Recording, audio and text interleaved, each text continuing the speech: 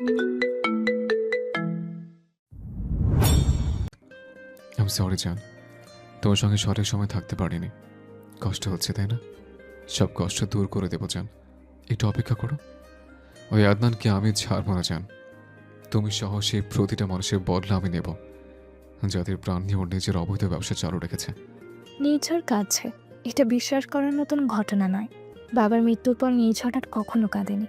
নিজেকে এতটা শক্ত বানিয়ে ফেলেছিল, সেই শক্ত হৃদয়ে একটা মায়াবতীর কোমল স্পর্শে কেমন গলে গেল।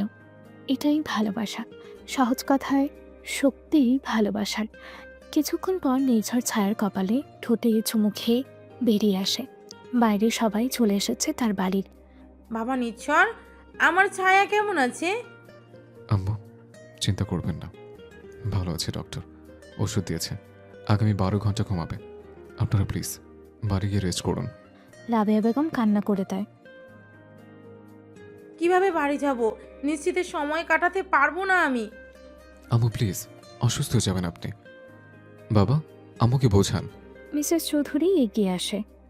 এই মুহূর্তে শুধু তোমাকে বিশ্বাস করতে পারছি আমি। এখানে আমার ছায়ার কাছেই থাকো। আব্বু আর আম্মুকে নয়ন বাড়িতে যা। তিনি, আপু, নোহা, তুমিও বাড়ি যাও। কাল সকালে আবার এসো। আর মা, আমি একটা কাজের জন্য যাচ্ছি, চলে আসবো। তুমি ছায়ার কাছে থাকিও। ঠিক আছে বাবা। মিসেস চৌধুরী বাদে সবাই হসপিটাল থেকে বাড়িতে চলে আসে। তেমনি সবাইকে খাবার খাইয়ে নিজের মেয়েটাকে খাইয়ে দেয় খাবার। এরপর রাহিকে ঘুম পাড়িয়ে দেয়। তবে তিনিও জানে না কোন ঝড়ের মুখে তার ছোট সংসারটা পড়ে আছে। ধ্বংস করে দেবো আমি সবকিছু। আমার ছায়ার শরীরে হাত তোর সাহস কি করা হয় তোর? ভেঙে ফেলবো আমি ওই হাত। নীলঝড়ের চিৎকারে রুমের ইটগুলো ফেটে যাচ্ছে মনে হচ্ছে। তবে সামনে বসে থাকা আদনান কেমন বাঘরের মতন হাসছে, যা সহ্য হচ্ছে না নীলঝড়ের। সে আবারও আদনানের গালে ঘুষি মারে। আদনানের গাল ফেটে রক্ত বের হচ্ছে। এমন সময় কর্নেল এসে নীলঝড়ের হাত ধরে বসে। শান্ত হও নির্ঝর, ওর বিরুদ্ধে এখনও অনেক কিছু বের করা বাকি। দেশের বাইরে ঠিক কোথায় ওর আরও ফ্যাক্টরি আছে সেটা জানতে হবে। আমি ওকে নিজের হাতে মারবো স্যার। সেটাই হবে, কিন্তু তার আগে একটু ধৈর্য ধরো। সকাল 8:20। নির্ঝর হাসপাতালে মাত্র পৌঁছাতে পেরেছে। কাল থেকে যেমন ছায়া কিছু খায়নি, তেমন নির্ঝরও কিছুই খায়নি। মানুষের অনুভূতিগুলো ভারী অদ্ভুত, তাই না? এই যে দেখো, অনুভূতি আলাদা আলাদা। খিদে পেলে ক্ষুধার অনুভূতি হয়। যখন আমাদের অবসর সময় খিদে পায় তখন মনে হয় আরেকটু পরে খায়। কিন্তু যখন কাজের মাঝে অনুভূতি হয় তখন চাইলেই খাওয়া সম্ভব হয় না। কিন্তু একই অনুভূতি যখন প্রিয় কারোর ব্যথা দেখে বিরহ কাতর মনে হয়, তখন আর খেতেই ইচ্ছে করে না। মনেই হয় না পেটে খাবার প্রয়োজন। মানুষের পুরো শরীরের পরিচালক মস্তিষ্ক, কিন্তু হৃদয় মানুষের সুস্থ থাকার কারণ। বাইরে দিয়ে যদিও তাকে খুবই সুস্থ দেখাচ্ছে, কিন্তু শুধুমাত্র সেই মানুষটাই জানে তার মনে কী চলছে। যার মন অসুস্থ, তার পুরো দুনিয়াটাই অসুস্থ। হসপিটালে নির্ঝর এসেছে ঠিকই, কিন্তু নার্স তাকে ছায়ার সঙ্গে দেখা করতে দেবে না। তাকে আগে গোসল করে পরিষ্কার হয়ে আসতে হবে। যদিও বিষয়টা মিসেস চৌধুরীর একটা চেষ্টা মাত্র। সে জানে হাজার চাইলেও তাকে গোসল করিয়ে খাওয়ানো যাবে না। খাওয়াটা এখন বাদই দেওয়া যাক। ছায়ার জ্ঞান আসার আগে ছেলেটা গোসল করে ফ্রেশ হলে হয়তো ওর অর্ধেক কষ্ট কমে যাবে। নির্ঝর যা বাবা, বাড়িতে যা। অমিত আছে, ছায়া এখনো 2 ঘন্টা ঘুমাবে। তুই গোসল করে আয়। নিঝরে একটা দীর্ঘ নিঃশ্বাস ফেলে বেরিয়ে যায়। মিসেস চৌধুরী তিন্নিকে ফোন করে। হ্যাঁ মা বলো। ছায়ার জন্য স্যুপ বানিয়ে দিস মা, নির্ঝরের কাছে। আর পারলে ভাইকে কিছু খাওয়াতে চেষ্টা করিস। যদিও সে হয়তো খাবে না, কিন্তু যদিও একান্ত না খায়, তবে আমার নাম করে ওর কাছে খাবার পাঠিয়ে দিবি বেশি করে। ছায়া বললে নিশ্চিন্ত খাবে। ঠিক আছে মা। তিন্নি ফোনটা কেটে দেয়। চৌধুরী বাড়ির ড্রয়িং রুমে বসেছিল তিন্নি, আর পাশে নোহা। রাহি ঘুমাচ্ছে। চলুন আপু, আমি সাহায্য করে দিচ্ছি। হ্যাঁ চলো। তিন্নি মনটা কেমন কুটাচ্ছে, ভালো লাগছে না কিছুই। আদনানকে কতবার কল করলো সে ধরেনি। তিন্নি আর নোহা খাবার রান্না করছিল। এমন সময় রাহি উঠে নিচে আসে। আম্মু, নতুন মাম্মি। তিন্নির হাতে ঝাল ছিল, তাই নোহা দ্রুত হাত ধুয়ে রাহিকে কোলে নেয়। তুমি কখন উঠলে বাচ্চা? এই তো এক্ষুনি। খিদে পেয়েছে? আমাকে টিভি চালিয়ে দাও। নোহা আর কিছুই বলে না, রাহিকে সোফায় বসে টিভি চালিয়ে দেয়। তবে টিভিতে প্রথম যে সংবাদ সেটা হলো আদনানের ব্রেকিং নিউজ। বিখ্যাত সাইকোলজিস্ট ডক্টর আদনানের নানান অবৈধ ব্যবসা এবং ভয়ানক ড্রাগসের খোলাসা, বাংলাদেশ থেকে পাচারকৃত অর্থ এবং তার অবৈধ কালো টাকার পরিমাণ প্রায় $20 মিলিয়ন। সংবাদের বিস্তারিত জানা যাক। তিন্নি কিচেনেই ছিল। সংবাদের হাইলাইট শুনে স্তব্ধ হয়ে যায়। আর তখনই বাড়িতে প্রবেশ করে নির্ঝর। টিভি নিউজ, বোন এবং ভাগ্নির মাঝে পড়ে যায় নির্ঝর। আপু, নির্ঝরের ডাকে তিন্নি ধ্যান ফেরে। সে পাশে তাকিয়ে নির্ঝরের দিকে এগিয়ে আসে। এগুলো সত্যি? নির্ঝর ভাই, ওরা যা বলছে সব সত্যি? নির্ঝর মাথা নিচু করে আছে। কি বলে সান্ত্বনা দেবে বুঝে উঠতে পারছে না। সত্যি, সব সত্যি। নো প্লিজ, টিভি বন্ধ করো। নির্ঝর পাপাকে টিভিতে দেখাচ্ছে, দেখো। ছোট রাহির কথায় নির্ঝর একটা দীর্ঘশ্বাস ফেলে। আপু, আমার কথাটা প্লিজ শোনো।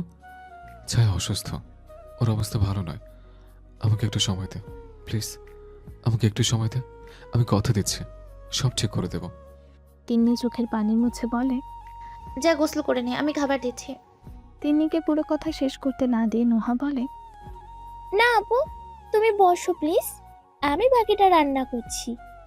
নোহা কিচেনে চলে যায়। নির্ঝর রাহির কপালে চুমু দিয়ে উপরে চলে যায়। নির্ঝর এসেছে শুনে তৌফিক হাসান আর রাবেয়া বেগম নিচে আসেন। কিছুক্ষণ পর নির্ঝর নিচে আসে। নোহা খাবারগুলো প্যাক করে নির্ঝরকে দেয়। ভাইয়া, খাবার। নির্ঝর নোহার দিকে তাকিয়ে বলে, আপুর সাথে থাকো প্লিজ। জি ভাইয়া, চিন্তা করবেন না। নির্ঝর বাবা, আমি আর তোমার শাশুড়ি মাও যেতে চাই। বাবা, মা, আগে খেয়ে নিন, তারপর আসেন। আমি চাই না আপনাদের কষ্ট হোক। হ্যাঁ বাবা, রান্না হয়ে গেছে, খেয়ে নাও। নির্ঝর বিদায় নিয়ে বেরিয়ে আসে। গাড়িতে বসে অয়নকে কল করে। কোথায় তুই?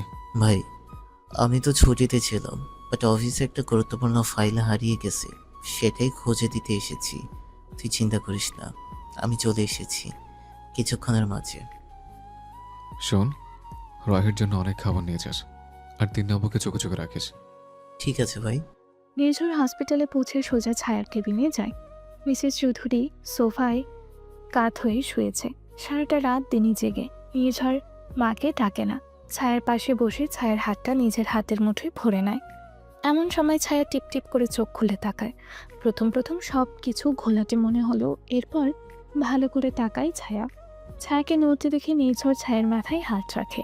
ছায়া চোখ খুলে চোখের সামনে নির্ঝরকে দেখে খুশিতে কান্না করে দেয়। অস্পষ্ট স্বরে বলে, মেজর। হ্যাঁ মেজর, তোমার মেজর তোমার কাছে আছে, কিছু হবে না ছায়া। আমি এক্ষুনি ডক্টরকে ডাকছি। নির্ঝর ডক্টরকে ডাকে। মিসেস চৌধুরীও উঠে গেছেন। ডক্টর এসে ছায়াকে চেক আপ করে। ওনাকে খাবার খাইয়ে দিন। কথাটা বলে ডক্টর চলে যায়। মিসেস চৌধুরী নির্ঝরের কাছে এসে দাঁড়ায়। ছায়ার সঙ্গে তুইও খেয়ে নিবি, ওখানে তোর খাবারও রাখা আছে। আমি বাহিরে যাচ্ছি। মিসেস চৌধুরী চলে যায়। ছায়া নির্ঝরের দিকে তাকিয়ে আছে। কি দেখছো? আপনার চেহারায় এত মলিনতা কেন মেজর? তুমি আমার প্রাণ পাখি ছায়া, তুমি এভাবে দেখে কিভাবে উজ্জ্বলতা আসবে চেহারায়? ছায়া নিজের হাত বাড়িয়ে দেয়। নির্ঝর ছায়াকে বুকে জড়িয়ে নেয়। ছায়াও নির্ঝরের বুকে নিজের মুখ লুকিয়ে নেয়। নির্ঝর ছায়ার সব গালে চুমু খায়। ছায়া নির্ঝরের শার্ট খামচে ধরে। আমি ভয় পেয়ে গিয়েছিলাম, ভেবেছিলাম আপনাকে হয়তো আর দেখতে পারবো না। আমার কষ্ট হচ্ছিল খুব। নির্ঝর ছায়ার ঠোঁটে আলতো করে পরপর কয়েকটা চুমু খায়। সরি জান, আমি যদি একটু খেয়াল করতাম তাহলে সব কিছুই হতো না। কথা দিচ্ছি, এরপর থেকে সবসময় খেয়াল রাখবো, চোখের আড়াল হতে দেব না। ছায়া নির্ঝরের শরীরের ঘ্রাণ অনুভব করে। এতেই তার শান্তি লাগছে। নির্ঝর ছায়াকে নিজের হাতে খাইয়ে দেয়, নিজেও খেয়ে নেয়। কিছুক্ষণ পর হাসপাতালে সবাই আসে। রামেয়া বেগম অনেক কান্নাকাটি করেছে, তবে এই মুহূর্তে নির্ঝর সবাইকে বারণ করে দিয়েছে। ছায়ার মন এমনি আতঙ্কে আছে। এই মুহূর্তে সবাই তার সামনে কান্নাকাটি করলে সে আরও ভয় পেয়ে যেতে পারে। সবাই নর্মাল হওয়ার চেষ্টা করছে। ছায়া সবাইকে দেখে ভালো অনুভব করছে, তবে আদনানের করা অত্যাচার তাকে মনের ভেতর থেকে ভয় পাইয়ে দিচ্ছে। যখন সেই সব দৃশ্য মনে পড়ছে তার। সবাই দেখা করে ছায়ার সঙ্গে। তিনি আর রাহিও ছিল। দুপুরের দিকে সবাই চলে যায় হসপিটাল থেকে। নির্ঝর মাকেও পাঠিয়ে দিয়েছে। নির্ঝর রিস্ক নিতে পারবে না। ছায়াকে বাড়িতে নিয়ে যেতে হবে। এখানে হাসপাতালে ছায়াকে সে সুরক্ষিত বোধ করছে না। ছায়ার সঙ্গে ঘটে যাওয়া এমন ঘটনার কারণে নির্ঝরকে কর্নেল ছুটি দিয়েছে। আগামী 10 দিন নির্ঝর ঢাকায় থাকবে। এরপর দেখা যাবে কী হয়। তবে আদনানের মেডিকেল রিপোর্ট অনুযায়ী সে পুরোপুরি একটা সাইকো মানুষ। হয়তো এতদিনই চারিদিকে তার অনেক মানুষ আছে। যদি সে কাউকে দিয়ে ছায়ার কোনো ক্ষতি করার চেষ্টা করে, এই জন্য কালই ছায়াকে হসপিটাল থেকে বাড়িতে নেওয়া হবে। সেখানেই ছায়ার বাকি ট্রিটমেন্ট হবে। এই মুহূর্তে হসপিটালের কেবিনে ছায়া আর নির্ঝর একা। নির্ঝর কেবল মিসেস চৌধুরীকে এগিয়ে দিয়ে রুমে প্রবেশ করলো। ছায়া চোখ বন্ধ করে শুয়ে আছে, তবে ঘুমায়নি। নির্ঝর এসে ছায়ার কপালে আর 2 চোখে চুমু খায়। ছায়া চোখ খুলে তাকায়। আমি ওয়াশরুমে যাব। চলো। নির্ঝর ছায়াকে ওঠায়, ধীরে ছায়াকে সাহায্য করে ওয়াশরুমে যেতে। এরপর বাইরে অপেক্ষা করে। ছায়া বেরিয়ে এলে আবারও ছায়াকে শুইয়ে দেয়। কেবিনের বেডটা অন্য সব বেডের থেকে একটু বড়, দুজন শোয়া যাবে। ছায়া একটু সরে আসে, নির্ঝরকে ইশারা করে তার পাশে শুতে। নির্ঝরও ছায়ার পাশে শুয়ে পড়ে। ছায়া বেড়াল ছানার মতো নির্ঝরের বুকে নিজেকে গুটিয়ে নেয়। নির্ঝর ছায়ার মাথায় বিলি কেটে দিতে থাকে। একটু সময়ের ব্যবধানে মেয়েটা কী অবস্থা করেছে আদনান ভাবতেই ভয় এবং রাগ দুটোই হয় নির্ঝরের। ছায়া নির্ঝরের বুকে মাথা দিয়ে শুয়েছিল, তবে নির্ঝরের হাতের চলন তার মাথায় যখন থেমে যায়, তখন মাথা উঠে নির্ঝরের দিকে তাকায় ছায়া। নির্ঝর কিছু ভাবছে। কি ভাবছেন? ছায়ার ডাকে ধ্যান ফেরে নির্ঝরে। কিছু না তো, কি ভাববো? ভাবছেন? কিছু তো ভাবছেন। এত চিন্তা করবেন না। আপনাকে চিন্তিত দেখতে আমার ভালো লাগে না। নির্ঝর ছায়াকে নিজের আরও কাছে নিয়ে আসে। নির্ঝর আর ছায়ার শরীরের মাঝে আর কোনো ফাঁকা নেই, একটা চুপ পরিমাণ ফাঁকা নেই। যেহেতু ছায়া হসপিটালে আছে এবং হসপিটালের পোশাক পরে আছে, তাই তার শরীরে শুধু হসপিটালের গাউনটা ছাড়া অন্য কোনো পোশাক নেই। নির্ঝর যখন ছায়াকে কাছে টেনে নেয়, তখন ছায়ার বুকের সঙ্গে তার বুক মিশে যায়। এটা অনুভব করে ছায়া বেশ লজ্জা পায়, ওর মুখটা লাল হয়ে যায়। নির্ঝর তা দেখে হাসে। লাল রঙা এই মুখটাতে ভীষণ প্রিয়। নির্ঝর মাথা ঝুঁকে ছায়ার ঠোঁট আঁকড়ে ধরে, পরম মায়ায় ভালোবাসা দিতে থাকে। ছায়াও নির্ঝরের সজের কলার ধরে শক্ত করে। কিছুক্ষণ পর নির্ঝর সরে আসে। ছায়া ঠোঁটে নিজের বৃদ্ধাঙ্গুল দিয়ে স্লাইড করতে করতে বলে, আমার এসব আমার, নাক আমার, কথাটা বলেই ছায়ার নাকে চুমু খায়। চোখ আমার, বলেই ছায়ার চোখেই চুমু খায়। গাল আমার, বলে ছায়ার গালে চুমু খায়। ঠোঁট আমার, বলেই ছায়ার ঠোঁটে চুমু খায়। সব সব সব আমার। ছায়া হাসে। নির্ঝরের এমন কাণ্ড দেখে নিজেকে কন্ট্রোল করতে পারে না, খিলখিল করে হাসে। নির্ঝরও হাসে। এই হাসি কতক্ষণ ধরে মিস করছিল সে। ম্যাডাম এখন ঘুমান। ছায়া আবারও নির্ঝরের বুকে নিজেকে গুটিয়ে নেয়। কিছুক্ষণের মাঝে ঘুমিয়ে যায়। ছায়া ঘুমিয়ে যাওয়ার পর নির্ঝরও চোখ বন্ধ করে নেয়। কিন্তু এমন সময় তার ফোনে কিছু মেসেজ আসে। নির্ঝর ফোন বের করে মেসেজ ওপেন করে। আদনান ড্রাগস পাচার করতো, চকলেটের কাগজে মুড়ে। নির্ঝর ভালো করে ছবিটা জুম করে। এই চকলেটটাই তো রাহিকে খেতে দেখেছিল। নির্ঝরের বড্ড অসহায় লাগছে তিন্নি এই কথা ভেবে। এরপর নিচের মেসেজগুলো দেখে। নির্ঝরের চোখ চরক গাছে চলে যায়। তিন্নি সুস্থ ছিল। তিন্নিকে ওষুধ দিয়ে অসুস্থ বানিয়েছে আদনান। অর্থাৎ আদনানই তিন্নির মা না হওয়ার কারণ। তিন্নির কোনো সমস্যাই ছিল না। নির্ঝরের প্রচণ্ড রাগ হতে থাকে। এরপরেও নিজেকে সামলে নেয়। ছায়া ঘুমিয়ে আছে। এখন সব নিয়ে ভাবলে হচ্ছে না। কাল বাড়িতে যাক, এরপর সব কিছু দেখা যাবে। ছায়ার চুলে অসম্ভব সুন্দর একটা ঘ্রাণ আছে, যদিও হাসপাতালে থেকে সেই ঘ্রাণ কিছুটা কমে গেছে। তারপরেও নির্ঝর একটু একটু ঘ্রাণ পাচ্ছে। নির্ঝর ছায়াকে আরও জড়িয়ে নেয়। এরপর সেও একটু ঘুমায়। এই কয়দিনে তারও ঘুম হয়নি ভালো করে। চৌধুরী বাড়িতে তিনি রুমে শুয়ে আছে, তার পাশেই রাহি ঘুমিয়ে আছে। তাদের রুমে খাটের সামনে আদনান আর তিন্নির বিয়ের বড় একটা ছবি টাঙানো। এটা নির্ঝর গিফট করেছিল তাদের 2য় অ্যানিভার্সারিতে। কত খুশি ছিল তখন তিন্নি আদনানকে নিয়ে। কত সুখের সংসার। একটা ছেলে, সে জানে তার স্ত্রী কখনো মা হতে পারবে না, তাও কত আদর যত্নে আগলে রেখেছে, কত ভালোবাসা দিয়েছে। কিন্তু তিন্নি যে জানে না তার স্বামী কত বড় সাইকো। তার স্বামী যে তার মা হওয়ার ক্ষমতা কেড়ে নিয়েছে। তিন্নিকে অসহায় বানিয়ে সে নিজের সবার সামনে মহান সেজেছে। মানুষ এতটা জঘন্য হয়। নোহা রুমে আসে। অয়ন বিছানায় শুয়ে আছে। নোহা অয়নের কাছে এসে বসে। অয়ন এক হাতে নুহাকে টেনে নিজের কাছে নিয়ে আসে। কি হয়েছে? মন খারাপ? যা যা ঘটেছে এতদিনে সব কিছুই অদ্ভুতভাবে ঘটেছে। হ্যাঁ, কিন্তু সব ঠিকও হয়ে যাবে।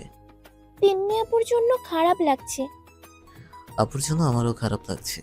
তবে কি জানো, আদনান ভাই যে বেশি একটা সুবিধার নয়, সেটা আমি যেদিন তোমাদের বাড়িতে তোমাকে দেখতে যাই সেদিন বুঝেছিলাম। কিভাবে? ওই দিন নির্ঝর ভাইয়াও এসেছিল তোমাদের বাসায়, তাই না? হ্যাঁ। সেদিন আমি দেখেছিলাম আদনান ভাইয়া ছায়ার দিকে কেমনভাবে তাকিয়ে থাকে।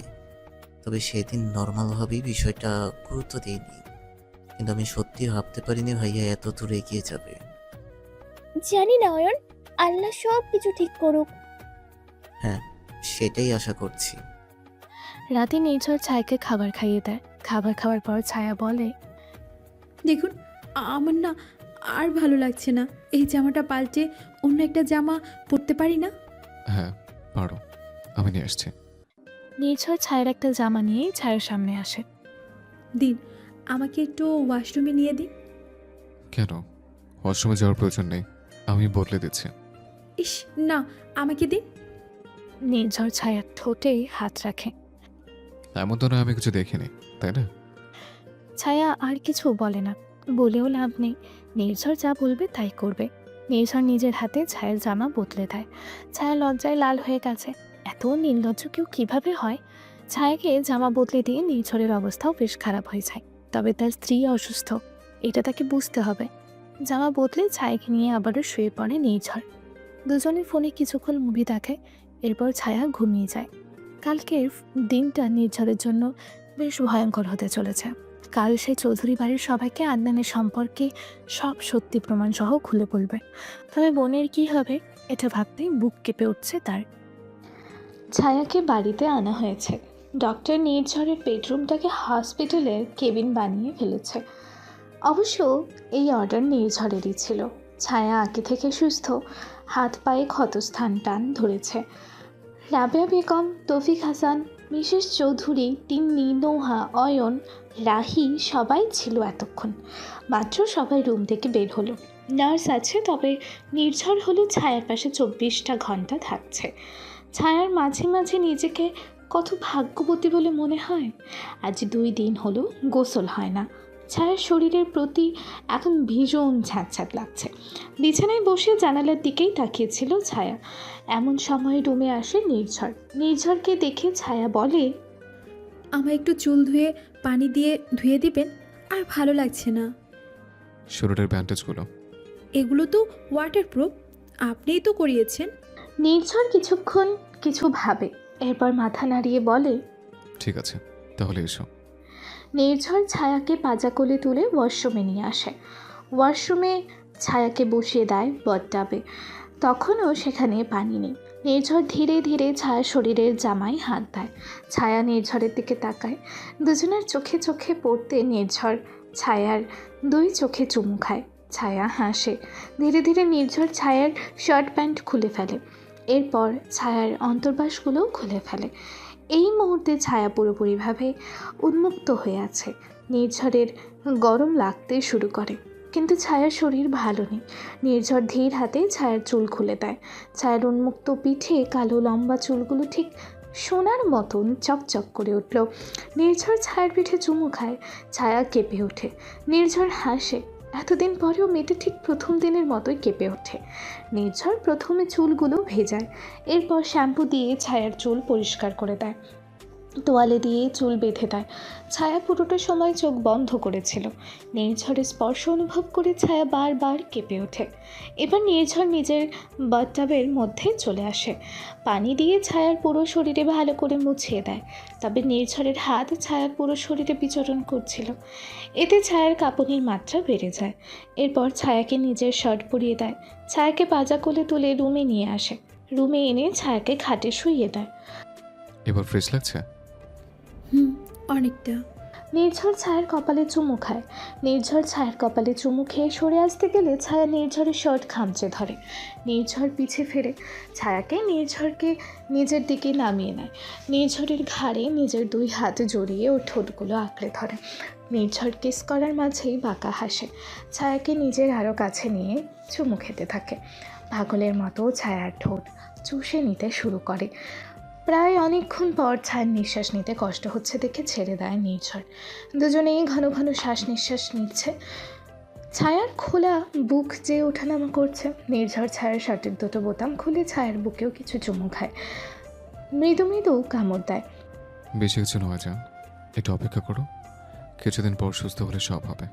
ছায়া এবার লজ্জা পেয়ে যায়, 2 হাতে মুখ লুকায়। নির্ঝর ছায়ার মুখ থেকে হাত সরিয়ে আবারও ওর ঠোঁটে কিস করে। আমার লজ্জাপতি। ঘুম আসছে একটু, মাথায় বিলি কেটে দিবেন? অবশ্যই দেব। নির্ঝর শুয়ে ছায়ার মাথাটা বুকে রাখে এবং ছায়ার মাথায় বিলি কেটে দিতে থাকে। নির্ঝরের শরীরে ঘ্রাণ ছায়াকে শান্ত করে দেয়। প্রায় 20 মিনিট পর ছায়া ঘুমিয়ে গেছে। কিছুক্ষণ আগে খাইয়ে ওকে ঔষধ দিয়ে দিয়েছে, তাই এখন আর ছায়া উঠবে না। নির্ঝর ধীর গতিতে ছায়ার থেকে সরে আসে। ছায়ার হাতের নিচে বালিশ দিয়ে ঢাকনা দেয়। ঘুমন্ত ছায়া দেখতে কি নিষ্পাপ। নির্ঝর ছায়ার কপালে আবারও চুমু খায়। এরপর রুম থেকে বেরিয়ে আসে। চৌধুরী বাড়ির ড্রয়িং রুমে সবাই বসে আছে। নির্ঝর সবাইকে ডাকছে। তিন্নি রাহিকে নিয়ে সোফায় বসে আছে। আপু, রাহি ঘুমাবে না। নির্ঝর, রাহি তোর কোলে ঘুমাবে। নির্ঝর দ্রুত নিজের অবস্থান থেকে উঠে আসে, রাহিকে কোলে নেয়। রাহি নির্ঝরের ঘাড়ে মাথা রেখে শুয়ে পড়ে। রাহি চোখ বন্ধ করে নেয়, কিছুক্ষণের মাথায় ঘুমিয়ে যায়। আপু যা, ওকে শুয়ে দিয়ে আয়। তিন্নি আর কিছুই বলে না, রাহিকে রুমে শুইয়ে দিয়ে আসে। তিন্নির মলিন মুখটা দেখে উপস্থিত সবার মনের মাঝে কষ্ট হচ্ছে। আম্মু জানো, আমার তিন্নি আপুর কোনো সমস্যা ছিল না। তিন্নি আপু মা হতে পারত, ওর মা হওয়ার ক্ষমতা নষ্ট করেছে আদনান নিজের হাতে। কথাটা শুনে উপস্থিত সবাই অবাক হয়ে যায়। তিন্নিও অবাক হয়ে তাকিয়ে আছে। হ্যাঁ আপু, আদনানের বাবার গলিতে আমাদের বাবার মৃত্যু হয়। আদনান একজন পিওর সাইকো। ওর ছোটবেলা বাবার সাথে কাটে, তবে বাবা সরকারি চাকরিজীবী হওয়ায় তার দিনের সময়টা একাকিত্বে কাটত। সেভাবে একা একা সাইকোতে পরিণত হয় আদনান।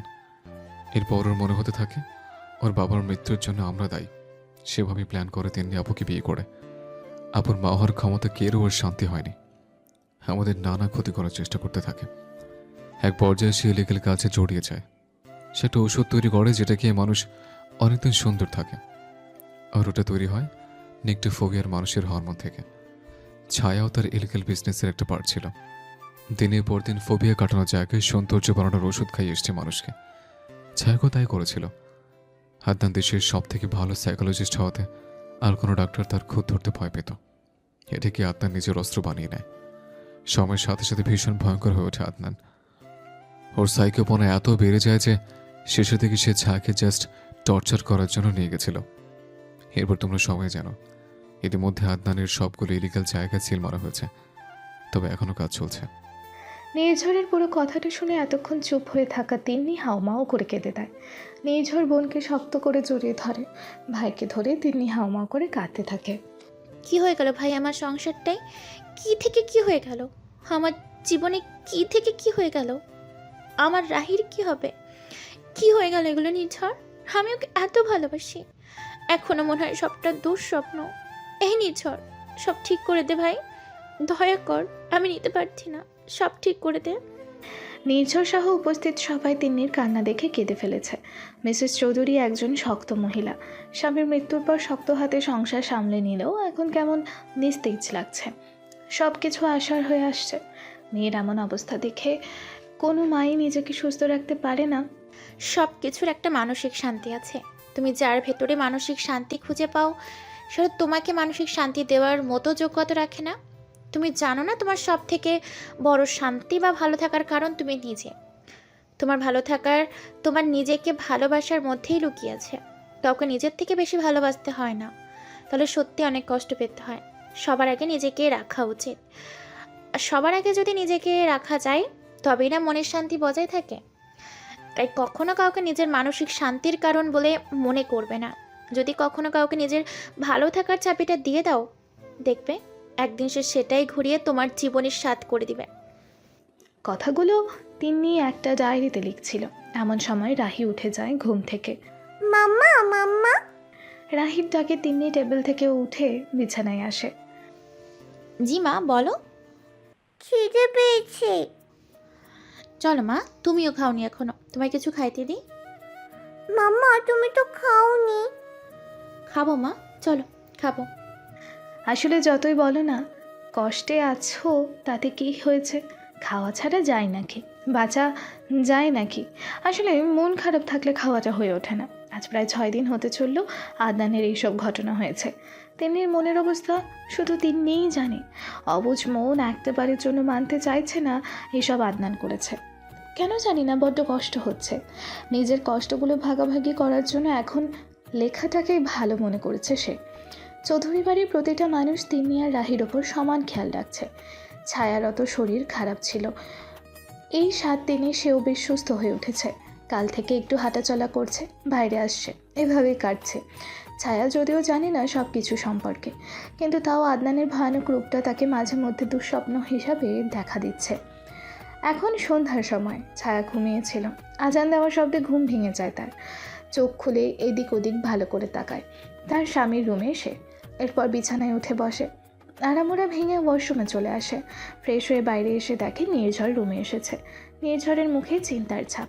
ছায়া নির্ঝরের কাছে এগিয়ে যায়, নির্ঝরকে পেছন থেকে জড়িয়ে ধরে। ছায়ার ঘ্রাণ নাকে আসতে নির্ঝর মৃদু হাসে। ছায়ার ঘ্রাণ স্পর্শ সব তার ভীষণ চেনা। কি হয়েছে? হাজবেন্ডকে জড়িয়ে ধরার জন্য কি আবার কি লাগবে? না, মোটেই তা নয়। নির্ঝর ছায়াকে হাত ধরে নিজের সামনে আনে। কি হচ্ছে ম্যাডাম? কিছু না, আমি কাল পরশুদিন নিচে গিয়েছিলাম, আবার তিন্নি আপু আসে রুমে। আমি তো ওনাকে অত মন খারাপের আগে কখনো দেখিনি। ওনাকে দেখে আমার ভীষণ মায়া হচ্ছে। কেন এত মন খারাপ আপুর? নির্ঝর ছায়াকে নিজের বুকের মাঝে নিয়ে আসে। তুমি খেয়াল করেছো? হ্যাঁ, খেয়াল করেছি। কিছু হয়নি। আদনানকে নিয়ে কষ্ট পাচ্ছ?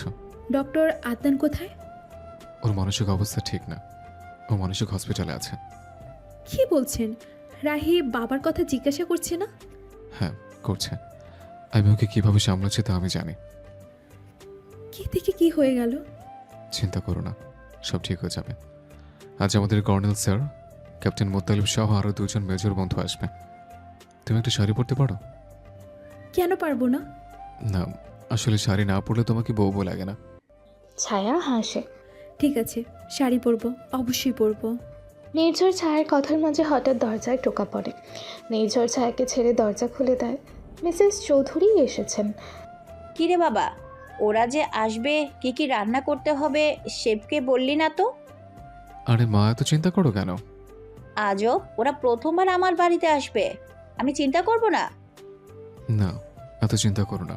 মিসেস চৌধুরী নির্ঝরের থেকে চোখ সরিয়ে ছায়ার দিকে তাকায়। কিরে মা, কেমন আছিস?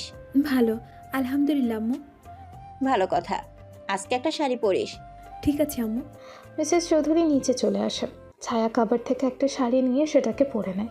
রান্নাবান্না শেষ হতে হতে কর্নেল সহ ক্যাপ্টেন মেজর ওরা চলে আসে। ওরা আসতে নির্ঝর ওয়েলকাম করে। স্যার বসুন। আরে মেজর নির্ঝর, এইখানে আর স্যার বলার প্রয়োজন নেই, আকাশ বললেই হবে। স্যার এটা কি সম্ভব? আমরা কঠিন ট্রেনিং প্রাপ্ত। কথাটা বলেই সবাই হেসে দেয়। মিসেস চৌধুরী ওদের সামনে চা নাস্তা রাখেন। এত কিছুর দরকার ছিল না আন্টি। কর্নেল আকাশ লোকটা ভীষণ ভালো মানুষ। নির্ঝরকে সব সময় সাহায্য করেছে। নির্ঝরের প্রথম ট্রেনিংয়ে ঢোকা থেকে শুরু করে শেষ অবধি সাহায্য করেছে। ছায়াকে খোঁজার পেছনেও তার অবদান অনেক ছিল। যদিও অপারেশনটা প্ল্যান করেছিল ক্যাপ্টেন মুত্তালিব, তবে সাকসেসফুল হওয়ার পেছনে কর্নেলের হাত বেশি। উনি মানুষটা ভালো হলেও ওনার জীবনে এত বেদনাদায়ক অতীত আছে, তার সম্পর্কে না হয় পরেই জানব। নোহা, অয়ন সবাই নিচে আসে, তবে ছায়া শাড়ি পরতে গিয়ে একটু দেরি করে ফেলেছিল। শাড়ি পরে ঘর থেকে বের হয়ে নিচের দিকে আসছিল, এমন সময় তিন্নির রুমে উঁকি দেয় ছায়া। তিন্নি বসে আছে, পাশেই রাহি কিছু একটা বলছে, কিন্তু তিন্নি সেটা শুনতে পাচ্ছে না। নিজের অজানা ভাবনায় ব্যস্ত সে। ছায়ার মনটা খারাপ লাগে, সে রুমে গিয়ে বলে, চলে এলাম না বলেই। ছায়ার কথায় তিন্নি সামনে তাকায়। এমা, ছায়া তুমি? হ্যাঁ আমি। আমার মেয়েটা অনেকক্ষণ ধরে তোমাকে এতগুলো কথা বলেছে, তুমি শুনছোই না। কেন শুনছো না? ছায়া রাহিকে কোলে তুলে নেয়। এই মা ছায়া, এখনো তুমি সুস্থ নও? উফ, বেশি চিন্তা করো আপু, দেখো একেবারে সুস্থ আমি। ছায়া রাহিকে কোলে নিয়ে বলে, তুমি একটা সুন্দর জামা পরো। কেন? উফ, বেশি কথা বলে। দেখি মা, তুমি এখানে বসো তো, আমি দেখি জামা বের করে দিই। ছায়া সুন্দর একটা জামা বের করে নেয়, সেটা দিয়ে তিন্নিকে ওয়াশরুমে পাঠায়। তিন্নি ফ্রেশ হয়ে জামাটা পরে আসে। এরপর তিন্নি, রাহি আর ছায়া নিচে চলে আসে। ছায়া কোনো সাজগোজ করেনি, শুধু বেবি পিঙ্ক রঙা শাড়িটা পরেছে। এতেই ওকে কি সুন্দর দেখাচ্ছে। নির্ঝর তাকিয়ে আছে হাঁ করে। নির্ঝরকে তাকাতে দেখে ক্যাপ্টেন মুত্তালিব বলে, ভাই এত হা করে গভীরভাবে রাতে দেখেন, দিনের বেলায় আছি মাছি ঢুকবে গালে। তুমি না আমার জুনিয়র? ইয়ে মানে এখন এখন তো ডিউটি নেই স্যার। ডিউটিতে ফিরে পরে দেখছি। তবে সব কিছুর মাঝে আমাদের কর্নেল সাহেবের চোখ ছিল তিন্নির দিকে। মেয়েটার মলিন চেহারা জানান দিচ্ছে সে কত কষ্টে আছে। তবে কষ্টের কারণ তার জানা আছে, তিনি সবই জানেন। তবে এই মুহূর্তে বেশি একটা ভালো তার লাগছে না তিন্নিকে দেখে। তিন্নি সবার মাঝে এসে বসে। ছায়াও রাহিকে নিয়ে নির্ঝরের পাশে বসে। তিন্নির জায়গাটা কর্নেলের পাশেই ছিল। আকাশের দৃষ্টি যে তিন্নির দিকে স্থির তা কেউই টের না পেলেও নির্ঝর ঠিকই টের পায়। রাতে অনেক কিছু খাবারের আয়োজন করেছে মিসেস চৌধুরী। সব রকম খাবারের সাথে টেবিলে ভরে আছে। ছায়া অনেক দিন পর সবার সাথে খাচ্ছে। তবে নির্ঝরের খেয়াল রাখাটা মোটেই কমেনি।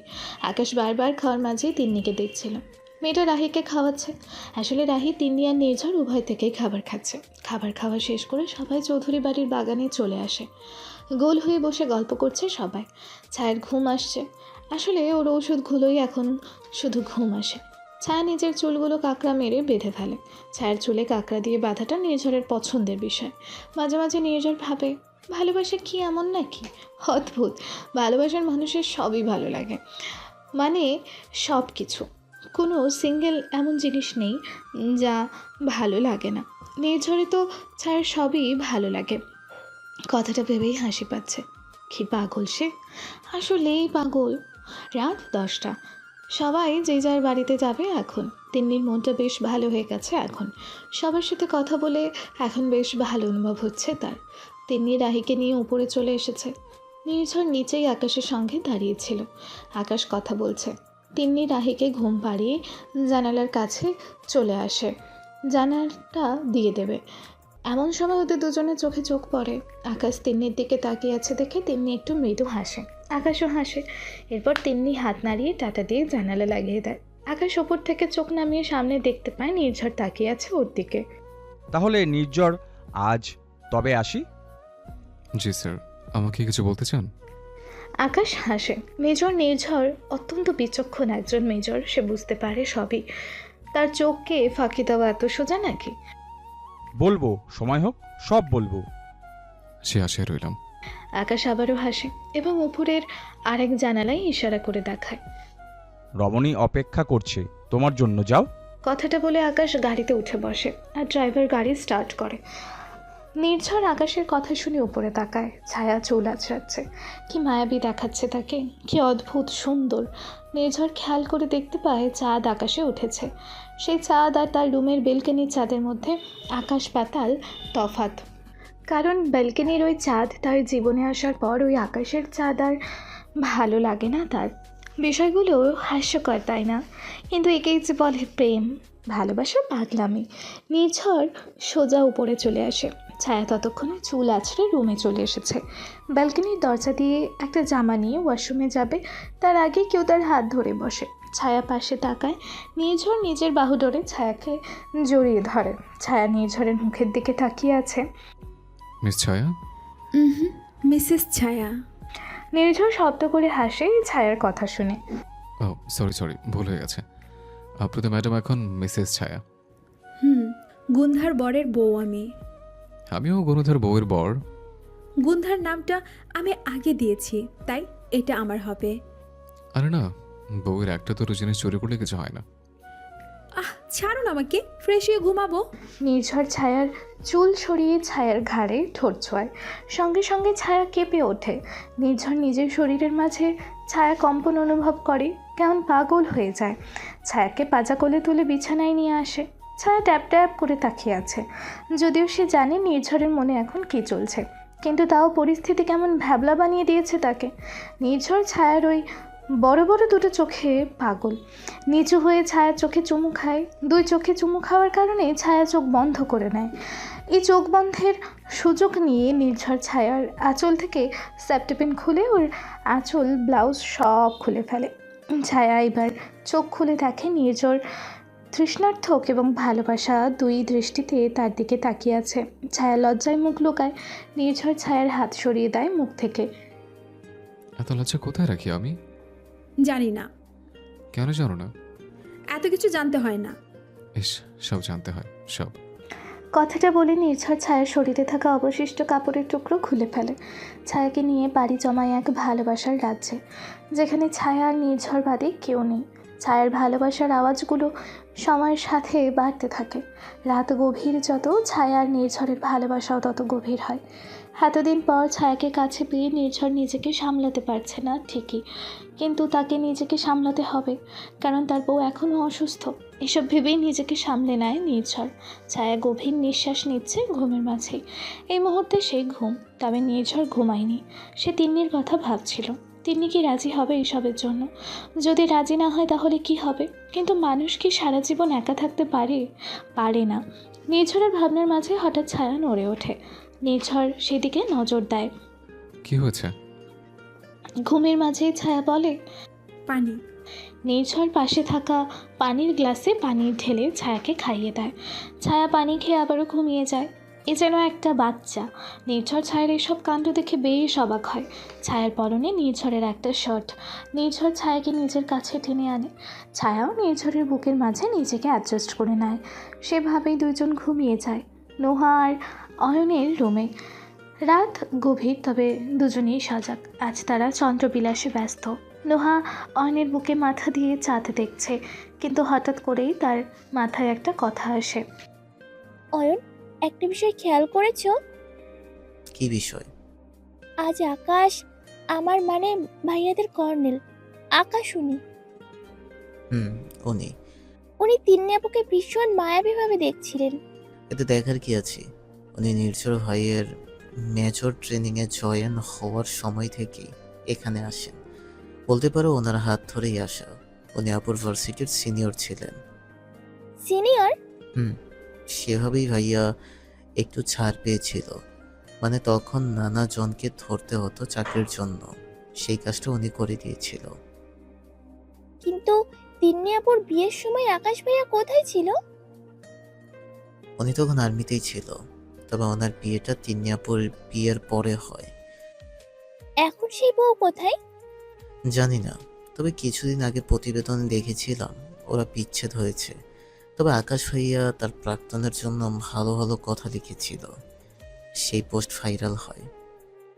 আচ্ছা ভাবো, যে লোকটা এত ভালোবাসে তার প্রাক্তনের সম্পর্কে পর্যন্ত খারাপ কথা লিখলো না, সে নিজের বর্তমানকে কত ভালোবাসবে? আজব, এসব কথা কেন বলছো? তুমি বুঝবা না, বোকারাম। বোঝালেই তো বুঝি। আন্ডা, ঘুমাও। এভাবেই চৌধুরী বাড়িতে ঘুম নেমে আসে।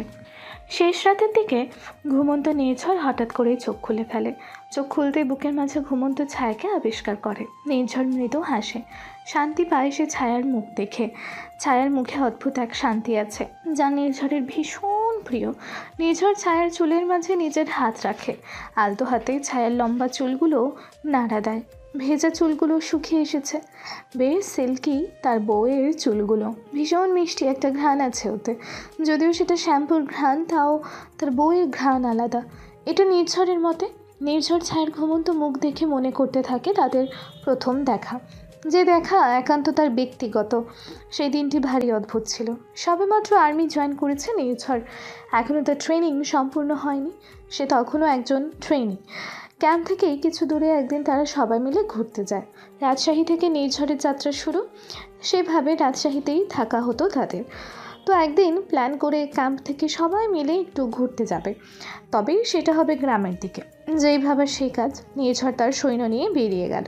উদ্দেশ্য গ্রাম, তবে রাজশাহী থেকে গ্রামটা বেশ দূরে। সবাই মিলে ড্রাইভ করে চলে এসেছে ছায়াদের গ্রামের দিকে। এটা যে আসলে ছায়াদের গ্রাম সেটা অবশ্য নির্ঝর জানে না। পৌঁছাতে বিকাল হয়ে যায়। ছায়াদের গ্রামের নদীর পাড়ে ওরা ক্যাম্প করে। আজ সেখানেই থাকবে। সবাই মিলে রান্নার আয়োজন করে সেখানেই। ওরা 4 জন ছিল। 4 জন তাদের কাজ ভাগ করে নেয়। নির্ঝরের কাজ হলো রান্নাটা করা। একজন লাকড়ি জোগাড় করে, একজন খাবারের সরঞ্জাম কাটে, একজন আগুন জ্বালায়, আর নির্ঝর রান্না করবে। বিকালের সময় সবাই মিলে যে যার কাজ করছে। এটা বসন্তের একদিন। বিকালটা বেশ সুন্দর। চারিদিকে পাখির ডাক, গাছাগাছি নতুন পাতা। কি সুন্দর করে গোলাপ গাছে নতুন কুড়ি এসেছে, কি সুন্দর চারিদিকে নতুন পাতা গজিয়েছে। সব কিছু কেমন অদ্ভুত সুন্দর। এই আবহাওয়া আর পরিবেশে একটু ঘুরতে যাওয়ার মন করে সবার। দিনটা এত সুন্দর, একটু প্রাকৃতিক পরিবেশকে কাছ থেকে না দেখলে হয়? দিনই তো ভালো যাবে না। সেদিন ছায়ার দুরন্ত মন চাইছে একটু ঘুরতে যেতে। তখন ছায়া ক্লাস 9-এ পড়ে। সকাল থেকেই নোহাকে ঠেলছে। আপু চল ঘুরে আসি। আচ্ছা ঠিক আছে, চলো নদীর পাড়ে যাই। চল নদীর পাড়ে যাই। ঠিক আছে, যা রেডি হয়ে নে। ছায়া খুশি হয়ে যায়। ওয়ার্ড্রোব থেকে নিজের পছন্দের লাল জামা পরে। আর ছায়ার সাজ তো সেই একই জামা, গলায় চেন, কানে দুল, ঠোঁটে হালকা লিপস্টিক। এভাবেই রেডি হয়ে নেয় ছায়া। সেদিন একটু চোখের ওপর আইলাইনার দেয় ছায়া। নোহাও রেডি হয়ে যায়। 2 জন মিলে রেডি হয়ে বেরিয়ে আসে। আসার সময় ছায়া বাবার থেকে টাকা নিয়ে নেয়। সেখান থেকে কিছু খাওয়া দাওয়া করে যাবে। ছায়া আর নোহা নদীর পাড়ে চলে আসে। ছায়ার পছন্দের জায়গাটা হলো হেঁটে গিয়ে কিছু দূরে নদীর কাছে সুন্দর ঘাস আছে। সেই ঘাসের ওপর বসেই নদীর স্রোত উপভোগ করা এবং হাওয়াগুলো উপভোগ করা, সাথে কিছু বাদাম খাওয়া নোহার সাথে। ছায়া ভ্যান থেকে নেমেই নদীর পাড়ে হাঁটা ধরে। এই ছায়া, এত দ্রুত কোথায় যাচ্ছিস? আসতে যা। আরে চলে এসেছি, আর আসতে। ছায়া দৌড়ে নদীর পাড়ে চলে আসে। তবে নদীর পাড়ে হঠাৎ তাঁবু টানানো দেখে ছায়ার পা থেমে যায়। এরকম ভাবে তো বেদেরা থাকে নদীর পাড়ে বাসা বানিয়ে, কিন্তু তাদের বাসা তো এত আধুনিক হয় না। ছায়াও কিছুকি মেরে তাঁবুর দিকে খেয়াল করছে। সে সময় নির্ঝরের দলে 4 জনের 3 জনই কাজে গেছিল। শুধু নির্ঝর ছিল সেখানে। তবে নির্ঝরও তাঁবু থেকে কিছু দূরত্বে ছিল। নোহা এখনও পৌঁছে পারেনি। ছায়াকে উকি ঝুঁকি মারতে দেখে নির্ঝর এগিয়ে আসে। এই মেয়ে কি করছে এখানে? একটা রুক্ষ গম্ভীর আর কিছুটা চিৎকার করা কণ্ঠ শুনে ছায়া কেঁপে ওঠে। সে জানে বেদেরা তেমন ভালো হয় না, খুব খারাপ ব্যবহার করে। ছায়া কাঁপা কাঁপা দৃষ্টিতে পেছনে তাকায়। জি। নির্ঝরের চোখ প্রথমে ছায়াকে দেখা। এই রকমই খোলা চুলে লাল জামায় ধরা দিল। কি অদ্ভুত সুন্দর ওই বড় বড় চোখ খুলে, যেন ভাষা পদ্ম। ঠোঁট শ্বেত গোলাপের পাপড়ি। বেশি ফর্সা না, তবে মায়াবী ফর্সা সে। দেখেই মন চায় একটু গালটা ধরে নেই। ওই চোখগুলো যেন এক সমুদ্র পানি, সেখানে তাকালে সব ভুলে যায় মানুষ। নির্ঝর ছায়াকে দেখে ভুলেই গেছিল পৃথিবীর সব কিছু, সব শব্দ এবং সময় যেন হঠাৎ করেই থমকে গেছে। আচ্ছা, এই সময় কি নির্ঝরের কাছে থমকে গেল, নাকি পুরো সময়টা আসলেই থমকে গেছে? এটা কি প্রথম প্রেম, প্রথম দেখা? এমনও হয়। ছায়া নির্ঝরের কোনো সারা শব্দ না পেয়ে নিজের গলা পরিষ্কার করে বলে, বলছিলাম যে কি হয়েছে? ছায়ার এমন ইনোসেন্ট প্রশ্ন শুনে নির্ঝর মৃদু কাশে, কিন্তু সেটা নিজের মধ্যে রাখে নির্ঝর। সে চিন্তা করে মেয়েটাকে একটু জ্বালানো যাক। বলছিলাম এখানে কি? কিছু না, আসলে এমন তাবু এখানে কেউ টানায় না তো, তাই দেখছিলাম। ও আচ্ছা, তাই দেখছিলেন। কিন্তু আপনি যেভাবে দেখছিলেন মনে হচ্ছিল কিছু চোরের জন্য এসছেন। আল্লাহ, বিশ্বাস করুন আমি সেই রকম মেয়ে নই। আমি তো জাস্ট কৌতূহলবশত এখানে এসেছিলাম। সমস্যা নেই, আমি চলে যাচ্ছি। আমার আপু এসেছে। কই আপু? এখানে তো কোনো আপু নেই। মিথ্যা কথা বলেন শুধু।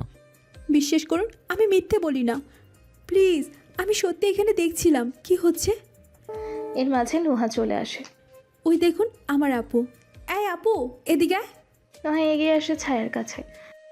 কি হয়েছে এখানে? দেখ আপু, উনি। ছায়াকে পুরো কথা শেষ করতে না দিয়ে নির্ঝর বলে, আসলে তেমন কিছু না, উনি তো এখানে এসে ওকে দিচ্ছিলেন, তাই জিজ্ঞেস করলাম কি করছেন। না ছায়া, উকি দেওয়া ব্যাড হ্যাবিট। কিন্তু আপনি পুরো। নির্ঝর আবারও ছায়ার কথার মাঝে ব্যাগরা দেয়। পুরো কি? ম্যাডাম আমি তো শুধু এটাই বলছিলাম। ছায়া আর কিছু বলে না। কি বলবে ছায়া? বলার তো আর কিছু নেই তার মধ্যে। ছেলেটা তাকে বলতেই দিচ্ছে না। তাকে যে চোর বলল, ছায়া নিষ্পাপ মনের মেয়ে, সে এসব আর খেয়াল করে না। সে নোহার সাথে সেখান থেকে চলে যায়। আচ্ছা ছায়া, চলো তাহলে আমরা যাই। এখানে এরা হয়তো ঘুরতে এসেছে, আমরা তাহলে অন্য কোথাও যাই। হ্যাঁ, তাই তো ভালো হবে। চল আপু। নোহা আর ছায়া সেখান থেকে চলে আসে, তবে আসার সময় নির্ঝরের অগোচরে চলে আসে। নির্ঝর এরপর ছায়াকে খুঁজেছে, পায়নি। আশেপাশেও খুঁজেছে, পায়নি। সে লম্বা চুলওয়ালা বড় বড় চোখের অধিকারী মেয়েটা নির্ঝরের বুকে আলাদা একটা জায়গা জুড়ে রেখেছিল। নোহার থেকে জানা হয়েছিল নামটা ছায়া। তারপর প্রায় 4 বছর কেটে যায়। নির্ঝরের চুলগুলো তখন ছোট ছিল, আরও কিছু পরিবর্তন ছিল, তাই নোহা বা ছায়া কেউই নির্ঝরকে চেনেনি। ছায়া যখন রাজশাহী বিশ্ববিদ্যালয়ে প্রথম নির্ঝরকে দেখেছিল, ছায়ার কাছে ওঠাই ওদের প্রথম দেখা। কিন্তু নির্ঝরের কাছে গল্পটা একটু অন্যরকম। তবে রাজশাহীতে ছায়াকে দেখার পরে নির্ঝরের মনে একটা শক্ত কট ছিল। জীবনসঙ্গিনীর রূপে তার ছায়াকেই লাগবে। পূর্বের কথাগুলো ভেবে নির্ঝর হাসে। কি অদ্ভুত তার কপাল! যখন সে ছায়াকে নোহাকে দেখতে যাওয়ার সময় দেখেছিল, তখনই মনের মাঝে ছায়াকে বিয়ে করার আবার এক প্ল্যান আটে। নির্ঝরের প্ল্যান ছিল নোহা অয়নের বিয়ের পর ছায়াকে প্রপোজ করবে। মানতে না চাইলে তখন না হয় জোর করা যাবে। কিন্তু নোহার বিয়ের দিনই আদনানের ওইসব কাণ্ড দেখে নির্ঝর আর নিজেকে সামলাতে পারেনি। নির্ঝরের বন্দি খাঁচার পাখি ছায়া অনেক আগে থেকেই। মনে আছে ছায়া একবার নির্ঝর বলেছিল, তুমি আমার বন্দি খাঁচার পাখি। নির্ঝরের ঘুম ভেঙেছে রাতে, এবং এখন বাইরে দেখা যাচ্ছে ভোর হয়ে গেছে। নির্ঝর বেশ অবাক হয়ে যায়। বাইরে ভোর হয়েছে, আর নির্ঝর এতক্ষণ কী ভাবছিল? আসলে ছায়ার কথা ভাবলে দিন কখন চলে যায় বোঝাই যায় না। নির্ঝর দেখতে পারল বাইরে আজান হচ্ছে। তাহলে আজ ছায়াকে নিয়ে একসাথে নামাজ আদায় করা যাক। যে ভাবা সেই কাজ। নির্ঝর ছায়ার কানের কাছে এসে আস্তে করে ছায়াকে ডাকে, জান ওঠো। ঘুমের মাঝে ছায়া নড়ে চড়ে ওঠে, কিন্তু চোখ খোলে না। জান ওঠো, নামাজ পড়ো নাই। রাতভর নির্ঝরের অত্যাচার সহ্য করে ছায়া এখন গভীর ঘুমে আচ্ছন্ন, তাই কোনো ডাকেই তাকে ওঠাতে পারছে না। নির্ঝরের মাথায় এবার দুষ্টু বুদ্ধি আসে। সে নিরিবিলি ছায়ার ঠোঁট আঁকড়ে ধরে। কিছুক্ষণ পর ছায়া যখন শ্বাস নিতে পারছে না, এমন সময় সে চোখ খুলে তাকায়। নিজের ওপর নির্ঝরকে দেখে ছায়া উঠতে চায়, কিন্তু পারে না। ছাড়ুন, কি করছেন? চুমু খাচ্ছে। এরকমভাবে কেউ চুমো খায় এই সাত সকালে? আপনার কি কোনো কষ্ট হয় না? না না, তোমাকে আদর করতে আমার কখনো কষ্ট হয় না। ছায়া চোখ ছোট ছোট করে তাকায় নির্ঝরের দিকে। নির্ঝর হেসে ছায়ার কপালে চুমু খায়। চলো নামাজ পড়ি একসাথে। ঠিক আছে। ছায়া উঠে বসে। নির্ঝর ছায়াকে নিয়ে ওয়াশরুমে আসে। দুইজন উঁচু করে নামাজ পড়ে দেয়, মনে যাতে দুইজন দুইজনের সঙ্গে চিরজীবন সুখে থাকার দোয়াই করে। যদিও একজন জানে না অপরজন কী চায়, তাও দুজন একই জিনিস চায়। আজ নির্ঝরের ছুটির শেষ দিন। সবাই একসাথে ডাইনিং টেবিলে বসে খাচ্ছে, সকালের নাস্তা করছে। মিসেস চৌধুরী নির্ঝরকে দিকে তাকিয়ে বলে, বাবা আর কটা দিন থাকলে হয় না? না মা, আর পারছি না, অনেক কাজ পড়ে আছে। কিন্তু তোরা চলে গেলে আমার ঘর আবার ফাঁকা হয়ে যাবে। তুই বদলে নিয়ে চলে আয় ঢাকা। একটু অপেক্ষা করো, অনেক ট্রান্সফার করে সবাই মিলে রাজশাহী সেটেল হয়ে যাব। ভাইয়া, আমার ট্রান্সফার এত সহজে হচ্ছে না। আমি দেখবো, তোকে দেখা লাগবে না। তবে মা একটা ডিসিশন নিয়েছে। কি ডিসিশন? আপু আমাদের সাথে যাবে। মানে আপু আর রাহিকে নিয়ে যাব। কি আপু, যাবি না? ভাই কিন্তু এখন কোনো কিন্তু না। কাল সকালে আমাদের কর্নেল আকাশ স্যারও যাবে আমাদের সাথে রাজশাহী। তুমিও যাবে। রাহি, তুমি ঘুরে আসলে ভালো লাগবে। মিসেস চৌধুরী বলেন, হ্যাঁ, তিন্নি ভালো কথা বলেছে নির্ঝর, আমিও তাই চাই। তোর ভালো লাগবে ঘুরে এলে। তিনি যদিও মনে নেই, তবে সবার জোড়াজোড়িতে সে রাজি হয়ে যায়। আজকের দিনটা মিসেস চৌধুরী সব কিছু গুছিয়ে নেওয়ার কাজে লেগে থাকে। নির্ঝরকে এই দেবে তাই দেবে সব কিছু। ওদিকে তৌফিক হাসান এবং রাবেয়া বেগমও এসেছে। সে যে ছায়াকে দেখে গেছিল, আর তো দেখা হয়নি। আর এখন নির্ঝর ছায়াকে নিয়ে ছায়াদের বাড়িতে লেগে অনেক ঘুরলি হয়ে যাবে। ছায়া শরীরও তো তেমন ভালো নয়, এমন সে জার্নি করতে চায় না, তাই তারাই চলে এসেছে। দিনটা বেশ ব্যস্ত কাটে। সকাল 6টায় গাড়ি ওদের। আকাশ আগেই আসবে, কারণ ওর বাসা নির্ঝরের ভাষা থেকে পেছন দিকে। আকাশ গাড়ি নিয়ে সকাল 6টায় চলে আসে। নির্ঝর, ছায়া, তিন্নি, রাহি সবাই রেডি। যদিও রাহি কাল ভীষণ এক্সাইটেড ছিল, কিন্তু সকালে সে ঘুমিয়েই পড়ে যাচ্ছে। রাহি বাচ্চা, যদিও সবাই তাকে মানিয়ে রাখতে চেষ্টা করছে, কিন্তু রাহির একটাই প্রশ্ন ঘুরে ফিরে, বাবা কোথায়? বাবা আসে না কেন? এই প্রশ্নগুলো তিন্নিকে কষ্ট দেয় বেশি। ছায়া তিন্নি সবার থেকে বিদায় নিয়ে গাড়িতে চলে আসে। পেছনে আকাশ, তিন্নি আর রাহি বসেছে। সামনে নির্ঝর ড্রাইভ করবে আর ছায়া পাশে বসে আছে। ছায়া জানালা দিয়ে বাইরে তাকিয়ে আছে। গাড়িটা এসে এসি গাড়ি, কিন্তু ছায়ার যে বন্ধ অবস্থায় থাকতে সমস্যা হয়। ওর মনে হয় ওকে কেউ আটকে রেখেছে। জার্নি পথে সে আটকা জায়গায় থাকতে মোটেই পারে না। এই জন্য গাড়ির এসি অফ করে জানালা খুলে দেওয়া হয়েছে। রাহি ঘুমিয়ে আছে। আকাশ বলে, তিন্নি তুমি রাহিকে আমার কোলে দাও। আপনি পারবেন? হ্যাঁ পারবো, সমস্যা নেই। তিনি রাহিকে আকাশের কোলে দিয়ে দেয়। আকাশ খুব সুন্দর করে রাহির যাতে সমস্যা না হয় রাহিকে নিজের কোলে সেভাবে শুইয়ে দেয়। তিনি একটু অবাক হয়, এভাবে আদনান কখনো রাহিকে কোলে নেয়নি। আসলে আদনানের কখনো পছন্দই ছিল না বাইরে গিয়ে রাহির যত্ন নেওয়া। মেয়েটাকে তিন্নি বলতে গেলে একাই বড় করেছে, মা ছিল সাথে, তার উপর অয়ন নির্ঝর, বেশি সমস্যা হয়নি ওর। ছায়া বাইরের দিকে তাকিয়ে থাকতে থাকতে কখন জানি ঘুমিয়ে যায়। নির্ঝর তা খেয়াল করে। সকাল 8টা, বেশ অনেক দূর জার্নি করেছে তারা, কিন্তু এখন কিছু খাওয়ার প্রয়োজন। তাই সবাই মিলে একটা হোটেলের সামনে গাড়ি থামায়। সেখানে গিয়ে সকালের নাস্তা করে নেয়। এরপর নাস্তা শেষ করে তারা আবারও রওনা হয়। বেশ অনেকক্ষণ পর তারা চলে আসে তাদের আর্মি কোয়ার্টারে। এখানেই সবার বাসা একই এরিয়ার ভেতর। আকাশ তার কোয়ার্টারে চলে যায়, আর নির্ঝর, ছায়া, তিন্নি, রাহি নির্ঝরের কোয়ার্টারে চলে যায়। বাসায় পৌঁছে ছায়া সোজা রুমে গিয়ে তিন্নি আর রাহির জন্য রুম ক্লিন করে দেয়। বিষয়টা নির্ঝরের বেশ ভালো লাগে। তার স্ত্রী সবার জন্য সমান দায়িত্ব পালন করছে। এর থেকে সৌভাগ্য কি হতে পারে? আপু, আপনি এবার ভেতরে যান। ছায়া, আমিই করে নিতাম। আরে সমস্যা নেই, জানি করেছেন। তুমি তো জার্নি করলে অসুস্থ হয়ে যাও। সমস্যা নেই আপু। তিন্নি রাহিকে নিয়ে রুমে চলে যায়। রাহির জামা পাল্টুকে ক্লিন করে নিজেও ফ্রেশ হয়ে যায়। ছায়া জামা ছেড়ে গোসল করে নেয়। আয়নার সামনে এসে ভেজা চুলগুলো আঁচড়ে নিচ্ছিল। এমন সময় কেউ তাকে পেছন থেকে জড়িয়ে ধরে। সে যে কে তা ছায়া ভালো করেই জানে, তাই কোনো কথা না বলে নিজের কাজ করে যায়। জান, এই গোসল করার পরে তো মিষ্টি ঘ্রাণ কেন বের হয় তোমার থেকে? শুধু গোসল করলেই হয়, এমনি হয় না? হয়, সব সময় হয়। কথাটা বলে নির্ঝর ছায়াকে আরও জড়িয়ে ধরে। ছায়া নির্ঝরের হাতে হাত রেখে বলে, আমাদের সময়টা সুন্দর ছিল বলেন। নির্ঝর মাথা উঠিয়ে বলে, মোটেই না, তোমার অসুস্থতার সময়গুলো আমাকে ভীষণ জ্বালিয়েছে। ছায়া মৃদু হাসে। ঠিক আছে, বুঝলাম। বুঝো নি, কিছুই বোঝো না। কি বুঝি না, বুঝিয়ে বলেন। নির্ঝর ছায়াকে আরেকটু জড়িয়ে ধরে। আমার ঘুম আসতে চায়, চলো একটু ঘুমিয়ে নেই। দুপুরে রান্না করতে হবে না। আপু, রাহি খাবে কি? আজ অর্ডার করা যাবে। এমনি এতদিন বাড়িতে নেই, ফ্রিজে কিছু নেই, কাল কাজের মহিলা এসে সব ক্লিন করে দেবে। তুমি প্লিজ এসব নিজে করতে চেও না। ঠিক আছে, তাই হবে। দুপুরে নির্ঝর খাবার অর্ডার করে সেটাই খায় ওরা। খাওয়া শেষে প্লেটগুলো ছায়া ধুতে যায়, কিন্তু তিনি এবার ছায়াকে ধমক দেয়। তুমি এখন সুস্থ নাও, এবার আমাকে দাও, আমি এটুকু করব। আরে আপু, তুমি বেশি কথা বলবে না, যাও দেখো রাহিকে নিয়ে টিভি দেখো। ছায়া তিনি ধমক খেয়ে রাহিকে নিয়ে টিভির সামনে বসে। দুজনের বয়স এক নয়, কিন্তু টিভিতে তারা একই জিনিস দেখে, তা হলো কার্টুন। দুজন বসে কার্টুন চালিয়ে সেটা উপভোগ করছে। তিনি রান্নাঘর থেকে এই দৃশ্য দেখে হাসে। কি নিষ্পাপ, অদ্ভুত মায়া আছে ছায়ার মাঝে। মেয়েটা বড্ড ছেলে মানুষ, আবার আসল জায়গায় ঠিক সব দায়িত্ব নেয়। এরকম একটা ভাই বউ চেয়েছিল তাদের পরিবার। নির্ঝর ছোট থেকেই একটু গম্ভীর প্রকৃতির মানুষ। তার ব্যবহার সবার সাথেই রুড বললে ভুল হবে, তেমন কথা বলতে চাইতো না, এটাই আর কি।